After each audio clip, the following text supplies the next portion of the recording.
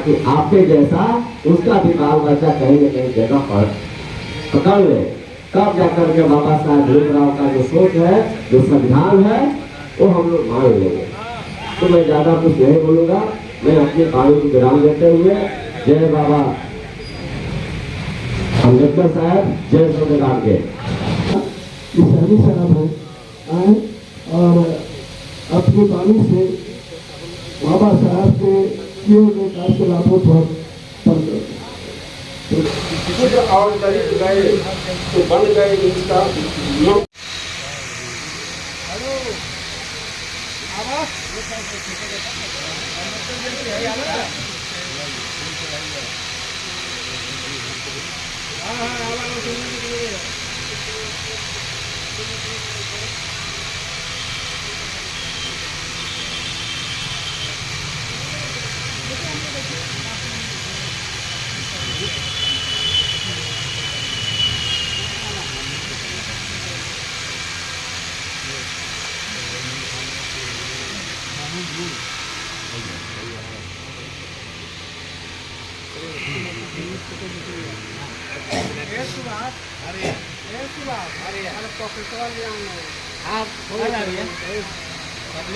बहुत बात कर रहा है, बोलिए उसको।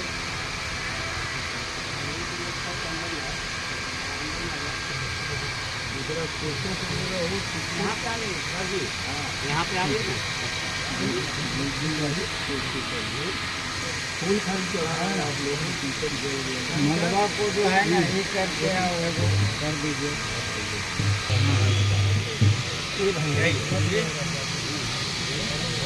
बाबा साहब डॉक्टर भीमराव अम्बेडकर अमर रहे, अमर रहे, अमर रहे। बाबा साहब डॉक्टर भीमराव अम्बेडकर अमर अमर रहे।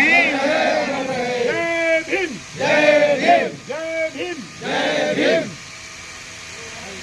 अरे जय जय जय जय जय भीम, जय जय जय जय जय जय भीम, जय भीम, जय भीम, जय भीम, जय भीम, जय भीम।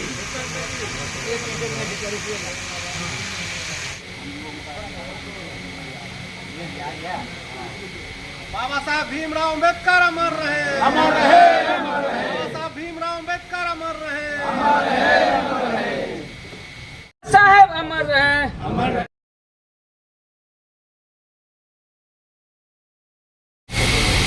नमस्कार दोस्तों, आप देख रहे हैं जनता की आवाज़ न्यूज़ 24। मैं पंकज राज, अभी मैं आपको मौजूद हूँ तेज प्रताप नगर।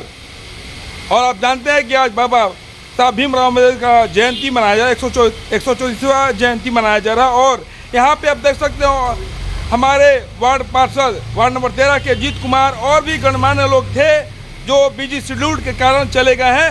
मगर आइए इनसे जानते हैं कि बाबा भीमराव अम्बेडकर जो हमारे संविधान के रचयिता थे, इनके बारे में लोगों का क्या कहना है, आइए इनसे जानते हैं। जीत कुमार जी, आज बाबा भीमराव अम्बेडकर जी का 144वां जयंती है, क्या कुछ कहना चाहेंगे? मैं बाबा साहब भीमराव अम्बेडकर जी एक महान सामाजिक क्रांतिकारी थे और उनको संविधान निर्माता के साथ साथ उनको संविधान का शिल्पकार भी कहा जाता है रहा है। उन्होंने अपने जीवन काल में अपने पूरे साथी समाज को लेकर के चलने का काम किया और उन्होंने सबसे ज़्यादा जो है कि हमारा समाज कैसे आगे बढ़े, कैसे शिक्षित हो, कैसे संगठित हो, इस पर उन्होंने जोर दिया। और उन्होंने कहा कि शिक्षा ही सबसे बड़ा हथियार है, जो शिक्षित बनेगा वह संगठित होगा और वही जाकर के आगे अपना देश और दुनिया में नाम रोशन करेगा और प्रतिनिधित्व करेगा। बाबा भीमराव अम्बेडकर हमारे संविधान के रचयिता हैं, सभी लोग जानते हैं। बाबा भीमराव अम्बेडकर मतलब अकेला संविधान रचे थे या फिर उनके साथ और भी कोई था? लिखने वाले भीमराव अम्बेडकर ही थे। उनका ड्राफ्ट कमेटी में दूसरा आदमी था जो टाइप उप करते थे, लेकिन इन्हीं का लिखा हुआ संविधान है। और कि पूरे अभी भारतवर्ष में अभी तक आज के तिथि तक इतना क्वालिफाइड अभी तक कोई नहीं हुए। इसमें भारत का दो ही है, एक अम्बेडकर साहब, B.R. अम्बेडकर साहब, और दूसरा जो है जो राष्ट्रपति थे K.R. नारायण। दो आदमी अभी तक इतना डिग्री पाते हैं और इनका इतना वैल्यू है जो अभी जो है सो पूरे भारतवर्ष और पूरे दुनिया में इनका जयंती आज मना रहा है। और अमेरिका ऐसा देश जहां इन्होंने अपना डिग्री प्राप्त किए कोलंबिया यूनिवर्सिटी में, वहां के राष्ट्रपति ने वहां उनको उस कॉलेज के प्रांगण में इनका जो है सच्ची मूर्ति बनाया है और उन्होंने गौरवान्वित किए थे जो ऐसा इंडिया का लड़का जो मेरे यहाँ से पढ़ के ये भारत का संविधान लिखा है, ये गौरव की बात है अमेरिका के लिए। इसीलिए पूरे देश में आज की तिथि में जो पूरे जयंती इनको समारोह जो बनाया जा रहा है। बाबा भीमराव अम्बेडकर हमारे संविधान के रचयिता थे, उन्हें रचा है। वो कब रचे थे?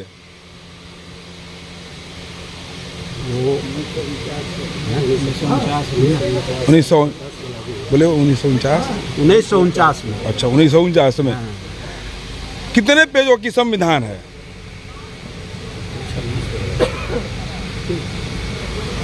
आइए और कुछ लोग से जानते हैं। रंजीत रजक जी, ये बताइए हमारे जो बाबा भीमराव अम्बेडकर जो संविधान लिखे थे, कितने पेजों की संविधान है? ये 441 पेजों की संविधान लमसम। और इसमें अमेंडमेंट होता गया है, कुछ छटता गया है। अच्छा, हाँ। और ये 441 पेज के संविधान में अमेंडमेंट होता गया और कटता गया है। अच्छा। इसके लिए अभी के परिवेश में गिनती करना बड़ा मुश्किल है। अच्छा। इसके लिए लेकिन यह बात मैं गर्व से कहूँगा कि एक सूबेदार घर में पैदा लिए, उनके पिताजी का नाम सूबेदार नहीं था, वो सूबेदार खुद थे उनके पिताजी, और उन्होंने बेटा को जो लंदन और पेरिस में पढ़ा करके जो बैरिस्टर बनाने का काम किया और बैरिस्टर बना करके देश दुनिया में दिखाने का काम किया, सेवा का भावना देने का काम किया, हक हुक्का दिलाने का काम किया, आज वो अमर के रूप में देखे जाते हैं। आज के परिवेश में हम 133वां जयंती मना रहे हैं। 1992 में इन्होंने 1852 में इन्होंने जन्म लिया था और आज 2025 है, तो हम 133वां जन्म उत्सव मनाते हैं इनका। और मैं गर्व से ही बात को कहूँगा, आज के इनके नाम से ही जो दलित जागरूक हुआ है, आज जो पढ़ने लिखने शिक्षा प्राप्त कर रहे हैं, आज जिस पोस्ट पे लोग जा रहे हैं, आज इनका देन है और इनको हम नमन करते हैं। और इनको नमन के साथ साथ हम इनको जयंती को में जैसे कि पुष्पांजलि अर्पित करते हैं। संविधान लिखने वाले बाबा भीमराव अम्बेडकर, संविधान क्या कहता है? देखिए, जब भारत स्वतंत्र हुआ तो सबसे पहले ये बात आई कि कानून मंत्री बनेगा कौन। इसमें बहुत सा मंथन हुआ। महात्मा गांधी जी ने सिफारिश किया कि डॉक्टर भीमराव अंबेडकर जैसा विद्वान तुम्हें भारतवर्ष में नहीं है, यद्यपि कि ये कांग्रेसी नहीं है, नन कांग्रेसी होते हुए इनको राज्यसभा का सदस्य मनोनीत करके इनको कानून मंत्री बनाया जाए। अच्छा। सब लोगों ने इनको समर्थन किया। उस समय मात्र दो ही ऐसा नेता थे जो नन कांग्रेसी थे। प्रथम माननीय भीमराव अंबेडकर साहब, दूसरे श्यामा प्रसाद मुखर्जी, वो भी नन कांग्रेसी थे, लेकिन दोनों बहुत विद्वान थे। उस समय नई नई आज़ादी मिली थी, अच्छे अच्छे लोगों को देश कैसे चले इसके लिए बहुत होड़ मचा हुआ था, क्योंकि अंग्रेज़ों का शासन बागडोर आधुनिक भारत के रहनुमाओं को हाथ में मिला था। जब कानून बनने ये संविधान बनने की बात आई तो इसमें हमारे प्रधानमंत्री नेहरू जी ने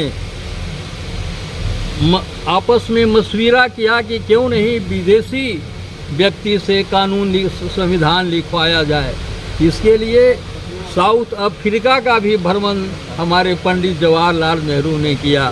साउथ अफ्रीका में डेविड नाम करके हमारे बाबा साहब के क्लास फेलो थे, उनसे जा कर के मिले कि भाई तुम विद्वान हो, मैं चाहता हूँ कि तुम भारत का संविधान में हाथ बटाओ, लिखो। लेकिन वो हंसते हुए क्या कहा था, नेहरू जी आपके घर ही में बहुत बड़ा विद्वान है, मैं और अंबेडकर साथ पढ़ा हूँ, वो क्लास का टॉपर है और हमसे संविधान लिखाने की बात करते हैं। सबसे अच्छा यही होगा, वो देश अपने देश के संस्कृति सभ्यता को जानता है, उसी से अच्छा होगा कि आप संविधान लिखवाने का काम करें।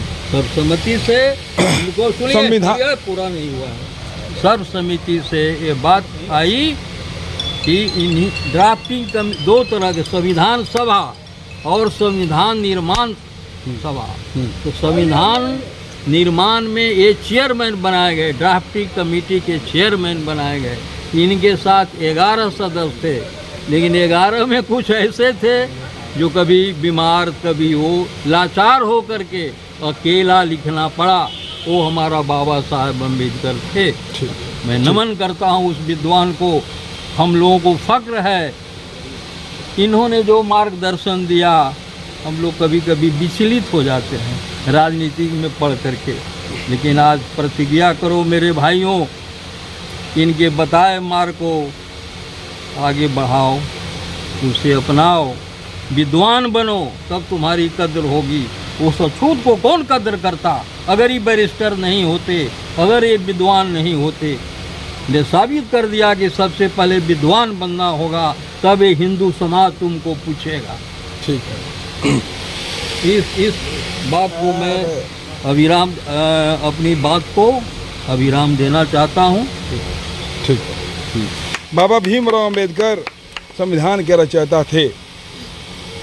किन किन लोगों को उन्होंने संविधान के बारे में बताया था? ये जो संविधान के बाबा भीमराव अंबेडकर जी रचयिता थे,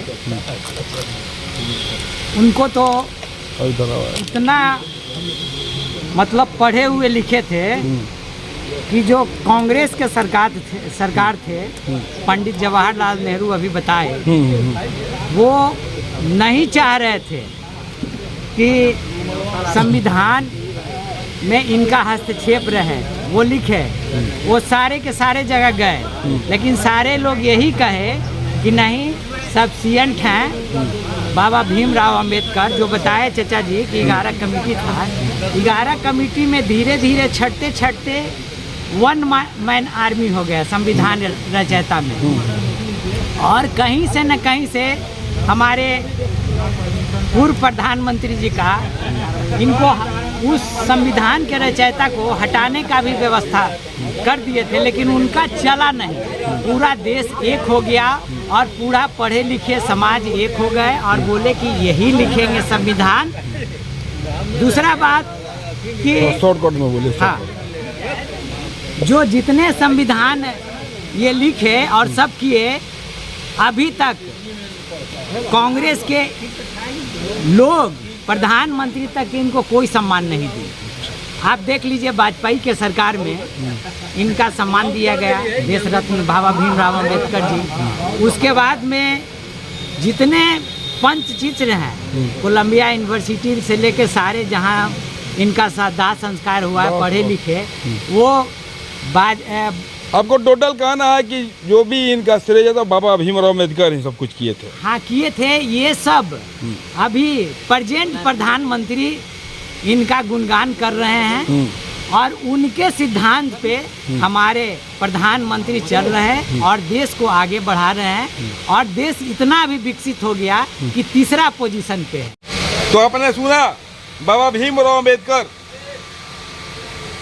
की जो जयंती थी, उसके कर्ता धर्ता रंजित रजक थे, जिन्होंने इस भव्य आयोजन किया और हमारे समाज के जो भी दबे कुचले लोग थे उनको न्याय दिलाने वाले बाबा भीमराव अम्बेडकर थे।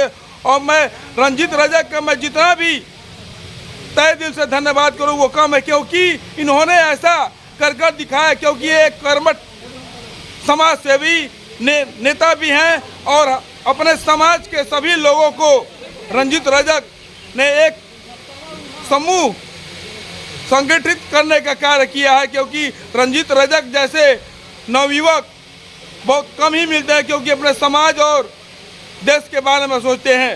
क्योंकि रंजीत रजक हमारे समाज के एक ऐसे कर्मठ समाज सेवी हैं जिनका उल्लेख, मैं रंजीत रजक हमारे समाज के बहुत ही कर्मठ नेता हैं और कर्मठ ही रहेंगे, क्योंकि समाज सेवा इनका परम कर्तव्य है। आगे की न्यूज़ देखने के लिए बने रहिए जनता की आवाज़ न्यूज़ 24। धन्यवाद।